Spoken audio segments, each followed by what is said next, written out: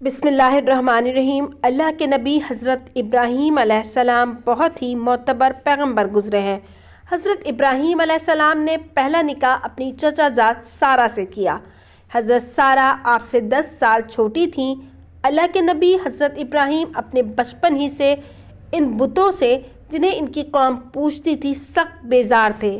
وہ اپنی قوم کو ایک خدا کی عبادت کی دعوت دیتے، ان کی زوجہ ان کی دعوت میں ان کی حمایتی تھیں، ان کی محنت تکالیف وغیرہ میں ہمیشہ ساتھ دیتیں، ان کی تصدیق کرتیں۔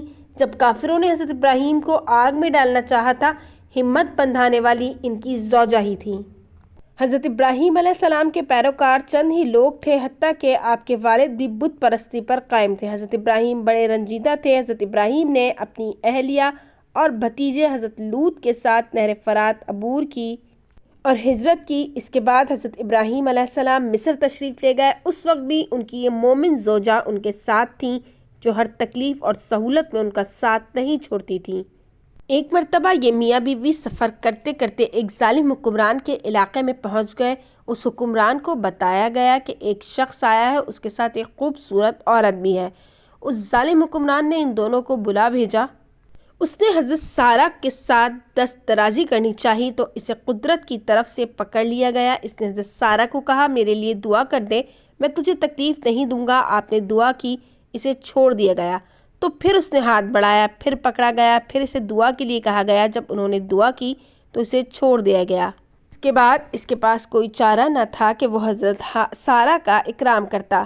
اس نے حضرت سارہ کو اپنی ایک ملازمہ ہاجرہ خدمت کے لیے پیش کر دی۔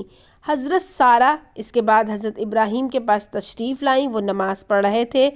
انہوں نے حضرت سارہ سے ان کا احوال پوچھا۔ انہوں نے کہا، اللہ تعالیٰ نے کافر کا حربہ اس کی گردن میں واپس کر دیا اور خدمت کے لیے ہاجرہ دے دی۔ پھر حضرت ابراہیم سارہ اور ہاجرہ کو لے کر شام کی طرف روانہ ہوئے۔ حضرت ہاجرہ حضرت سارہ کی خدمت اخلاص اور محبت سے کرتی رہیں اور عقیدہ توحید پر کاربند ہوئیں، اللہ تعالیٰ پر ایمان لے آئیں اور پکی مومنہ بن گئیں۔ حضرت سارہ کی عمر اس وقت تقریباً 80 برس ہو چکی تھی، مگر اولاد نہیں ہوئی تھی۔ وہ جانتی تھیں کہ حضرت ابراہیم علیہ السلام کو اولاد کے لیے رغبت ہے اور وہ اس کے لیے اکثر دعائیں کیا کرتے ہیں۔ حضرت سارہ نے حضرت ہاجرہ کو حضرت ابراہیم کے لیے حبا کر دیا تاکہ وہ ان سے نکاح کر لیں اور ان کے ہاں اولاد ہو جائے۔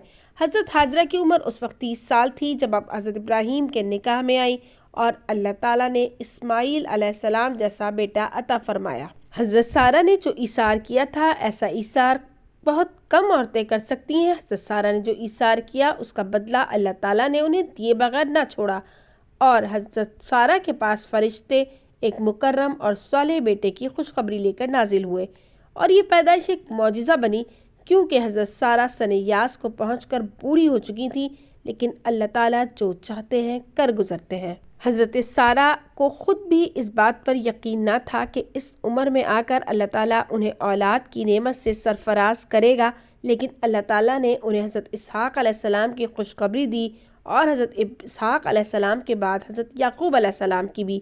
اس طرح ابو الانبیاء یعنی حضرت ابراہیم علیہ السلام کی دونوں ازواج مطہرات نے خوشخبری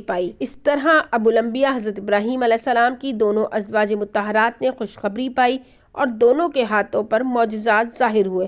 حضرت اسماعیل کی والدہ کے سامنے زمزم کا چشمہ ان کے بچے اسماعیل کے لیے اللہ کے حکم کی فرمانبرداری کے انعام میں پھوٹا، اور حضرت سارہ علیہ السلام کو ان کے صبر، ایمان اور حضرت ابراہیم کے لیے قربانی کا بدلہ یوں ملا کہ وہ بوڑھی اور بانجھ ہوتے ہوئے بھی بچوں کی ماں بنی۔ ویڈیو پسند آئی ہو تو لائک، شیئر، سبسکرائب۔